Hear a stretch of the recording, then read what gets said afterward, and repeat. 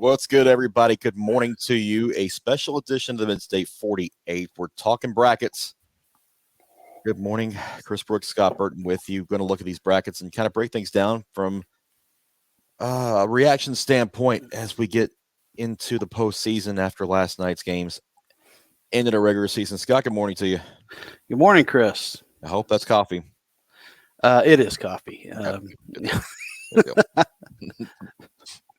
I probably need some myself, honestly, after a late night, but yeah, you know how it is. Yep. No. That's why I've done in the glasses this morning instead of the contacts, because those take a little time to clean up a little bit. So, yeah. Well, nothing to it but to do it. Let's jump right into the brackets, and we're going to start in Class 1A. Regions 3 and 4, a few of our area teams in that bracket on the east side of the 1A playoff picture. And Gordonsville beating Clay County last night gives the Tigers their region championship. They are 9-1, and they'll be number one in that bracket facing Copper Basin. Clay County will host Sale Creek next week. Joe Burns traveling to Whitwell, and Red Bowling Springs at South Pittsburgh. Looking at this bracket, Scott, anything stand out to you that catches your eye? I'd like that second round matchup, that Clay County South Pittsburgh matchup. I think that's going to be an interesting matchup. It's probably going to tell the tale for this bracket. I agree. I think that's going to be a really good one to have in round number 2. Now, so that winner, or South Pittsburgh, would host a quarterfinal if it was them in Gordonsville. But if the county was to win it, then it would come back to Gordonsville for the quarterfinal round. So that would be an interesting third round matchup either way. Yeah, that's definitely one I'm keeping my eye on for this bracket as well. Gordonsville's been tripped up by South Pittsburgh the last couple of years, so this is one that they've got their eyes on, hopefully getting another shot at the Pirates. Yeah, they've been playing extremely well lately. It would be, that for all intents and purposes is probably going to be your quarterfinal, but don't count out Clay County. Yep. Let's move over to regions 5 and 6 in Class 1A. Our only area team in this bracket is Eagleville, and they're going to be on the road at Dresden in round 1. The Eagles with a 4-5 mark at 7-3 Dresden. Fayetteville, to me, looks like the clear. It looks like Fayetteville McKenzie in his quarterfinal. It seems to be the choice of reaction to this particular bracket. What say you? I agree. I think the team in our area, Eagleville's, they get a tough draw, but a winnable draw against Dresden. But I'm like you. I think that when it all comes out the quarterfinals, I think Fayetteville McKenzie, that's going to be a good game. I think. Yeah, I think so too. That would be a really fun matchup with a 9-1 and a 10-0 team possibly being, 11-1 and 12-0 when they get to that point. That hard to pass those up. Right. Moving on to 2A, we've got some more teams in our area in this particular bracket. Watertown knocked off Trousdale County to win Region 4 last night, so they will host Bledsoe County in round 1, while Trousdale County gets Tyner in the opening round. Westmoreland traveling to Marion County, while East Robertson goes to Meigs County. And the main thing for me in this bracket is, in recent years, this was a potential semifinal draw instead of a quarterfinal draw. But now a Meigs County, Trousdale County game, instead of being a day after Thanksgiving, is going to come in the second round. Yeah, I mean, you want to talk about a playoff, a championship caliber game. Now, here's one in the second round. That is incredible. And I think that, truthfully, both of those draws, the Trousdale County, Meigs County, and the Marion County, Watertown possibility, again, those are going to be really tough games, and some really good teams are going to go out in round 2. Yeah. Those quarterfinals in this side look really good.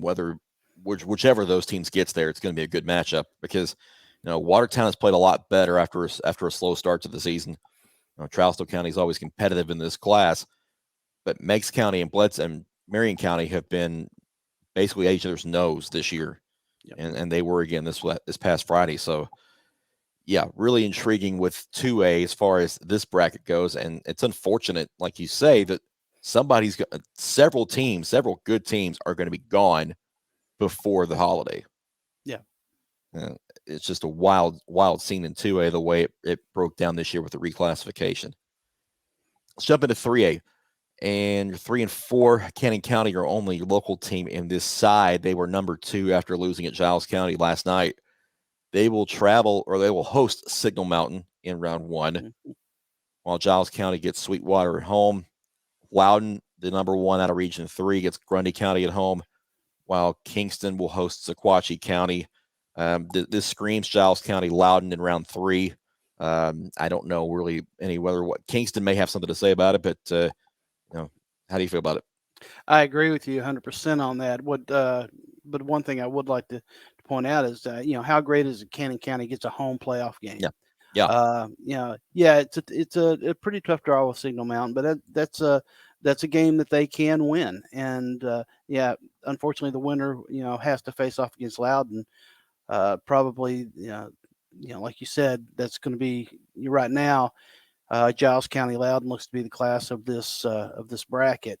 But great season for the Lions, and they get a home playoff reward for it. yeah. I have to go back and look at the history from Cannon County. It's not been very often that they get in the playoffs, let alone get a home playoff game. So yeah, it's definitely something to celebrate for the Lions over there in Woodbury. Uh, Being at home, a big deal in the playoffs. Extra gate money, um, extra home game for the seniors. It's always a big deal, and so Cannon County is something to hang their hat on this year for sure. Mm-hmm. Skipping over to regions 5 and 6, local flavor abound here. The number 1's East Nashville and White House. Fairview lost 49-14 to Waverly last night and falls to the number 3 seed in Region 6, and they travel to Smith County, who lost 36-0 at East Nashville in that region championship game last evening. So White House Heritage at East Nashville. Jackson County will play Waverly. Apparently that game is going to be at Dixon County. Waverly getting a home game, but their field's still it's in disrepair after the floods in August, so they don't have a home game. So they'll be playing some neutral site games going forward. This is a juicy bracket here. I mean, there are some potential upsets in this bracket. White House right now is probably playing the best ball of just about all of them. East Nashville with a pretty solid win over Smith County last night. That's the way you would see it boiling out. But at one point, I mean, I wouldn't discount Waverly coming out of that top bracket. Smith County, Fairview, that's going to be an interesting matchup because you just really don't know what you're going to get there. Yeah. East Nashville's in a great spot because as long as they keep winning, they're going to keep playing at home. They're home field advantage throughout the 4 rounds of the playoffs before the championship game. So, the Eagles under Jamal Stewart in his second year are in a good spot to be home for a while in this bracket, especially. White House East Nashville would be a really good quarterfinal too. That would be a fun one to check out for sure. Oh my gosh, the score fest. Yeah. A lot of the running backs with both teams have been very good this year. So could be a fun one there. In 4A, a couple of local teams of Macon County and DeKalb County in this part of the bracket. The Tigers of Macon County will host Chattanooga Central in round 1, while DeKalb County goes on the road to East Hamilton. Red Bank and Upperman, your top 2 seats here. Red Bank at home against Stone Memorial, Upperman at home against Soddy Daisy. What do you think, Scott? Well, I think that, and for I think Macon County actually gets a favorable draw in this bracket. I think that they have a good chance to move on. That Red Bank game is going to be, the Red Bank, if they can come out and beat Chattanooga Central, they can probably make it to the quarterfinals. I'm thinking Red Bank's pretty tough, but I think Macon County can play with them. Upperman, I think, is really the class of the lower half of this bracket.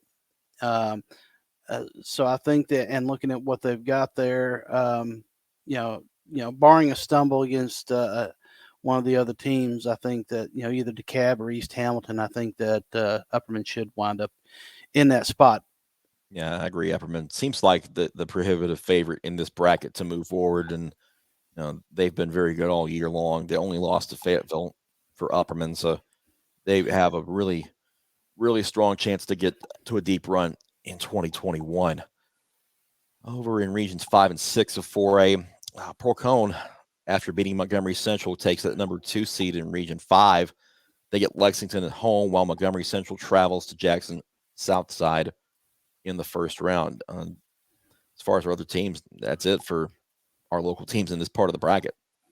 Yeah, and that Tullahoma and Hardin County are pretty stout. That Pearl Cone possibility, Pearl Cone Hardin County second round game is going to be the tail here, because I think Tullahoma is good enough to run the table against the other teams. Although I will have to say, looking at watching Montgomery Central play Pearl as tough as they did for as long as they did the other night, I wouldn't they're not a cakewalk. Yeah, defensively they're not. I mean, they really held Procone in check. Of course, the weather helped a little bit with that, but Tullahoma still seems to be the favorite here. Procone would like another shot at them, I'm sure, only losing by 3 in their first meeting, but that Hardin County second round game may be the biggest hurdle for them to clear to get there. Right. Up in 5A, this one I think is the most wide open bracket of any of those we're going to see, because these teams have been beating up on each other most of the year. Green Hill's your number 1 in Region 5. They get Franklin County at home. Page is the number 1 out of Region 6. They get Wilson Central at home. Station Camp will host Nolensville. Columbia will host Mount Juliet. Out of these teams, who might get out of here? Because it seems like you can make a case for several. Yeah, and it's really kind of interesting.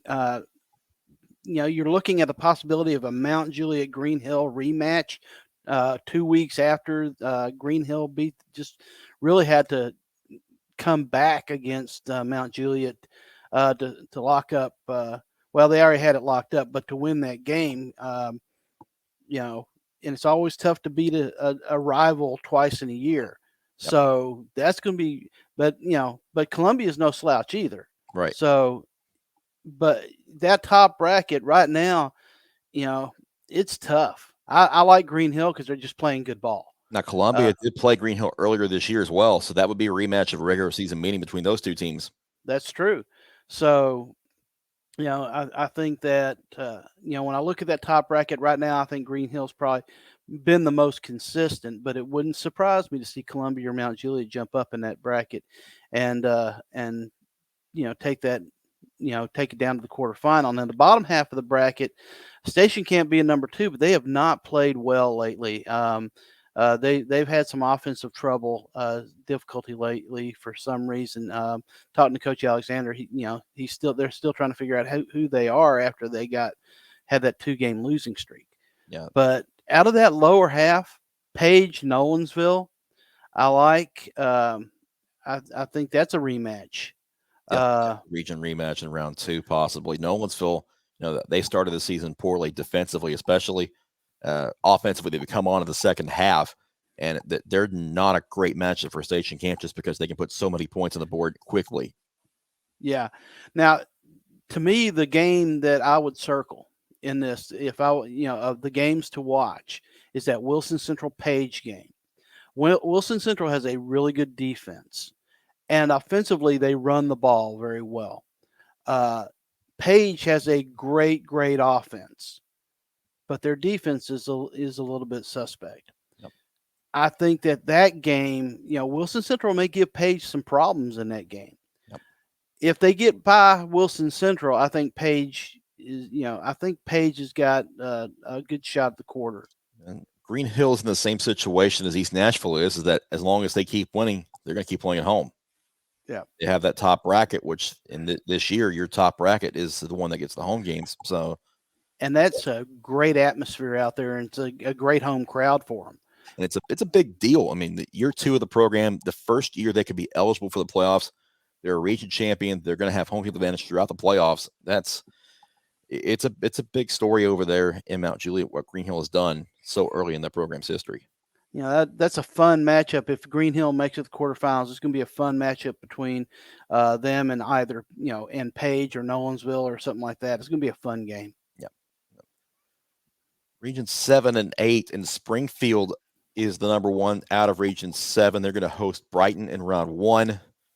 Our other area teams, Kenwood is third out of Region 7 on the road at Memphis Central, while Portland will travel to Munford in the first round next Friday. Springfield might have a case to make as far as getting out of this half of the bracket to go to Chattanooga. I agree. They should be able to handle Brighton. Memphis Central would probably be their biggest foe there. I think Kenwood's kind of Jekyll and Hyde, and I think Springfield's playing solid. The bottom half of this bracket is really kind of interesting. Portland gets back into the playoffs and actually has a fairly good running game. If they can get by Mumford, there's no telling because Henry County again is another Jekyll and Hyde team. I don't know that they make it past Dyer County, truthfully. Henry County's played a difficult schedule too. I mean, that 5-5 mark is a result of who they've played. They play a ton of 6A competition this year, so that's true. I think Henry County might be. We could see Henry County Springfield in the quarterfinals. That's kind of what I'm looking at right now because those two teams played a slugfest. It was 6-3 Springfield in their regular season meeting. Yeah, and I think that, and that's what I was saying. The Henry County being a Jekyll and Hyde, you could get the monster. If that monster gets on a roll, then they could very well wind up, like you said, seeing Springfield in the quarterfinals. Yep. Let's move on to 6A real quick. Stewart's Creek at Lebanon. Lebanon, the Region 3 champion. Oakland finishes 10-0. They're the Region 4 champion. Rockville's first playoff appearance will be on the road at Shelbyville, as they're the number 3 seed out of Region 4. And Riverdale will host Coffee County in round 1. Lebanon Stewart's Creek game is intriguing to me because that's kind of one I had circled. Yeah, I mean that Gabe Walker against that Lebanon defense. Yeah, that is a quarterfinal level matchup. Mm-hmm. They're in round 1. And of course, hey, congratulations! The winner likely is going to see Riverdale.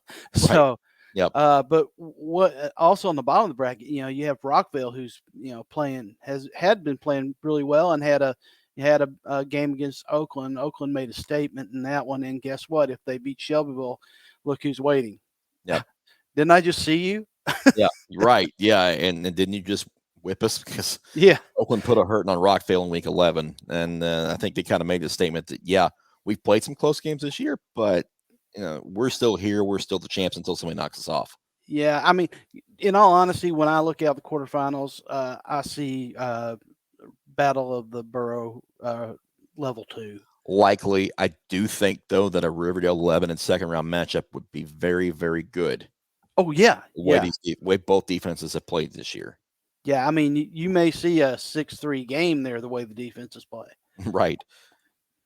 Regions 5 and 6 of 6A. Your region champions, Hendersonville out of Region 5, Cane Ridge out of Region 6. McGavock at Hendersonville and Gallatin at Smyrna on the top half of this part of the bracket. And then Overton at Beach, Clarksville at Cane Ridge. Well, I really like Hendersonville out of this bracket, especially with the teams that they face in their side of it. A Smyrna Gallatin game is likely going to be a really good slugfest of a game, but a good game. Yeah. But I think Hendersonville is just playing the best ball out of that top bracket.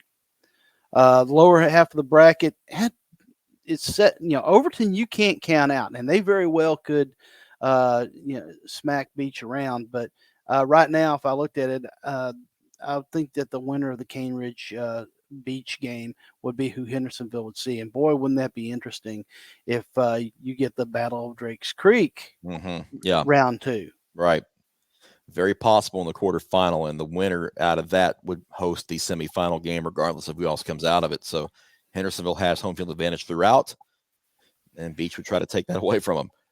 Yep, against the survivor of Region 7 and 8, and you've got 2 10-0 teams here in Summit and Collierville as region champions. Whitehaven travels to Ravenwood. Brentwood goes to Germantown. Independence at Collierville. Houston at Summit. Well, Summit being Summit, that's I'm interested to see how they line up against some of these teams from out west. But I think that they're just playing above and beyond right now.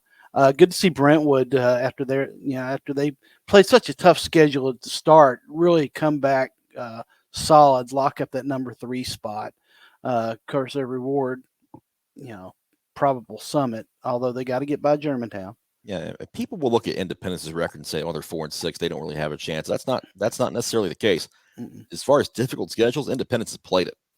They played CPA, Lipscomb Academy, and they've played really top competition this year out of their region, and inside the region's tough enough as it is. And they're playing better ball at the end of the season. I think a lot better. So Collierville better not sleep on Independence. The Eagles will absolutely are absolutely in that game. Like you said, don't pay attention to that record. Record doesn't mean a thing now. Yeah, Uh, you know, the question is going to be Ravenwood and how healthy is Chris Parson. He I know he has a hamstring. He only played half a game last night, but uh, half of Chris Parson is better than a lot of quarterbacks out there. So, yeah, uh, that's a good yeah. point. So I mean, I'm interested in that second round matchup to see how that if it's Ravenwood and Collierville, that is going to be it's going to be a really good game regardless of Independence and Collierville. But I'd Yeah. love to see how the Midstate stacks up against some of those teams to the west. The Williamson County teams swept the Memphis teams last year actually 2 years ago. I take that back, 2 years ago because Memphis didn't play last year. Right. So that's a big thing to keep in note here. Memphis in the playoffs for the first time in 2 seasons. Well, what do you think that does? I mean, do you think that gives them a little extra chip, or do you think it's that losing that year is a hamper? I mean, it could go both ways, really, when you think about it. The competition in Williamson County has been good enough that it's going to be more difficult for these Memphis teams to advance. Hmm. But I mean, it could juice them up enough knowing that they get these games for the first time since 2019. These are the interesting games, I think, to keep an eye on next week, just because of that dynamic of these Memphis teams being a year behind. Right. We'll move on to Division II in the top half of Class A. It is USJ with a first round bye as a West Region champion. On this half of the bracket, DCA is your middle region champion at 9-1. They get a first round bye as well. Franklin Grace at Kings Academy, winner at USJ. Friendship Christian hosting Tipton Rosemark, and that winner goes to DCA on November 12th. This looks to me like the two teams with the bye are the best ones for that semifinal. I think DCA right now is just playing at a higher level. You don't hear a whole lot about DCA's defense, but what they did last night tells you this team is for real on both sides of the ball. Yeah, it was a slugfest over at DCA against Nashville Christian. They held Nashville Christian to under 70 yards rushing, and that's a difficult thing to do when they won that game 7-3. And then they're on the same side as USJ, but that's a really good semifinal there. It's a championship quality semifinal too. So certainly, yeah, that's but a big thing to look at. But don't count out Friendship Christian. Mhm. Don't count them out as far as I mean. I will spoiler alert. I will take DCA over Friendship Christian, and if that turns out to way in the second round, but you never can count out the Commanders. Yeah. Bottom half of that Class A bracket, Middle Tennessee Christian wins a region title. They beat Friendship Christian last night. They're 7-3, get that first round bye. Columbia Academy will host Trinity Christian. Nashville Christian will host Lakeway Christian. Jackson Christian will host First Assembly Christian in round 1. Nashville Christian's disappointed after losing 7-3 at the ECA. They thought that they had a really good shot to win that game, and they did. But offensively, they couldn't do anything against that DCA defense. But I think that they have a really good path to Chattanooga through this side of the bracket. I agree. I think that bottom half of the bracket just screams the Eagles there. Um, yeah, and woe be to the other people in that bracket. You just ticked off Nashville Christian, or they're ticked at themselves, and they're going to be out with something to prove. But how about those Cougars? Getting the bye, and it's going to be interesting to see how they perform in the playoffs. But I think that in the end, I think you are looking at a collision course between the Cougars and the Eagles there. And Middle Tennessee Christian started 0-3. They've won 7 in a row entering the postseason. They're about as hot as any team in this class right now. So they're certainly playing a lot better ball than they did to start the year when they were shut out. Or they were blown out by DCA in week 1. Oh, certainly. Moving on to Class AA, the top half of the bracket. Los Angeles, the West Region champion. They are now into the second round with that first round bye at 8-1. CPA, the number 2 seed out of the middle region, will host Boyd Buchanan. BGA will host Chattanooga Christian. FRA on the road at CAK. And CPA, this is actually a good path for CPA. Number 2 was not a bad consolation prize for the Lions. They didn't want to lose the region, but this isn't bad for them. No, I think that every one of those games is winnable. It's going to be interesting at the end, because I think Lausanne is pretty much the real deal. So that the semifinal of CPA Lausanne is going to be, I think that's going to be an interesting game. That would be out west at Lausanne if that were to be the case as well. Bottom half for AA. Lipscomb Academy gets first round bye. So does Knoxville Webb as the East Region champion. Lipscomb Academy gets to do a little scouting at home next week in a kind of unusual situation, because the East and the West number 3 seeds play each other at a neutral site, and that neutral site game is at Lipscomb Academy. So they get to do a little scouting of their home field, which is a wild concept, but good for them. Yeah, good for them. Well, the winner of that game, doesn't, they'll be well acquainted. Lipscomb Academy the next week too, which is yeah. Well, they might as well just hey, spend the week in Nashville, enjoy the sights, or not need the GPS because you know how to get there. That's true too. Just get there early to park. Yeah. Right. For sure. Yeah, I found that out the hard way 2 weeks ago. Davidson Academy on the road to the ECS, and an unusual situation for the Bears. They're not used to being on the road in the playoffs all that much. No, they're not. But if I'm ECS, I'm a little nervous of hosting them, because that is a quality team there. But you're right. I mean, they're going to spend the whole, if Davidson Academy continues, every game's going to be, on the road. Yep. That Knox Webb game, second round, I think is winnable for DA. I just Lipscomb Academy is just playing just a different level of ball than anybody else is playing right now. They really are. Yeah. This looks like Lipscomb Academy CPA round 2 in Chattanooga. CPA that would want it to be a lot better than the first meeting, which was 38-0. I think if it's not that, that's the upset. Yeah, I agree wholeheartedly with that. If it's not those 2 teams in the Chattanooga for some reason, then it'll be a shock. Right. We said that beginning of the year anyway. We've kind of stuck to our guns throughout the season, and I'm not changing that now. I think it's those 2 in the championship game. No, both of those teams, they're really good. Yeah. Over Class AAA, every team makes the playoffs in AAA, and Father Ryan got out of the basement with a win over Baylor last night. They will be on the road at MUS to start the postseason, with the winner traveling to McCallie in round 2. Brentwood Academy got the number 2 seed out west. They'll get the winner of St. Benedict and JP2, and the Knights will host St. Benedict on Friday. McCallie BA in the semifinals, or does one of the other teams have a shot to upset this? I wouldn't count out Pope John Paul. Their offense is just that good. I think that second round game with them and Brentwood Academy is going to be a quality game. That being said, McCallie is McCallie. They're really, really good, and I think they're still going to be the class of this bracket. Switching gears to the bottom half to finish us up. Ensworth at home against Baylor. Winner goes to NBA.